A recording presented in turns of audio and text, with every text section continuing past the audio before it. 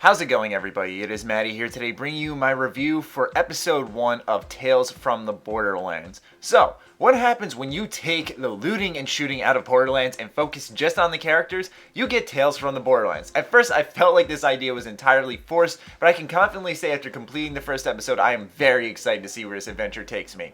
So, let's go ahead and jump into the story.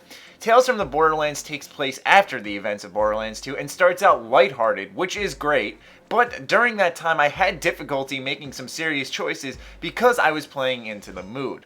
Over the course of the 2-hour episode, things do heat up and the plot becomes deep and engrossing. The main hook to the story in Tales from the Borderlands is that you get to play from two perspectives. One is Reese, a former Hyperion employee, and Fiona, a con artist. Telltale smartly uses these protagonists to unveil more about the plot, making things deeper and way more interesting. Considering this is a 2-hour adventure and every second counts, I will spare you the example. While there is a focus on storytelling, Tales from the Borderlands is a whole heck of a lot more cinematic than the previous Telltale games, and I felt like this was a welcome change of pace.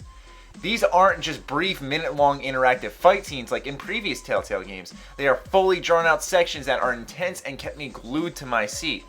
In a Telltale game, characters are important, and so far I'm really enjoying the cast. The personalities are diverse, and the voice actors bring them to life perfectly with great performances from all-stars such as Troy Baker, Laura Bailey, Chris Hardwick, and more. Hell, even the voice actor from Joe from Family Guy is here. The handsome guy always gets the girl, and why every spaceship in the universe is shaped like a cock. Now let's shift over to the gameplay. There's not much to go on when it comes to gameplay in a Telltale game considering its narrative focus. Naturally, it is your basic Telltale game where the choices you make craft your own personal story in this universe.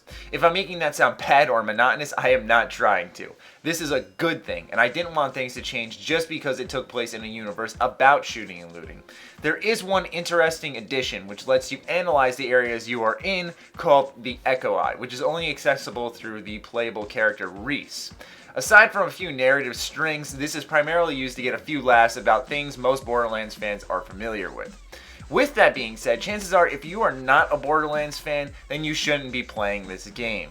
There are too many references to past games in the franchise, and the usage of characters from those games enhance the experience for longtime fans such as myself, while newbies may be sitting there just scratching their head at times.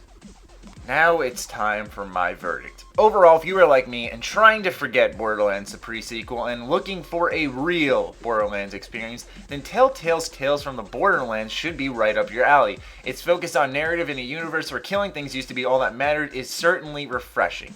While I'm unable to see the impact of the choices I made in episode 1 until I make it to episode 2, I'm certainly looking forward to playing more as soon as possible.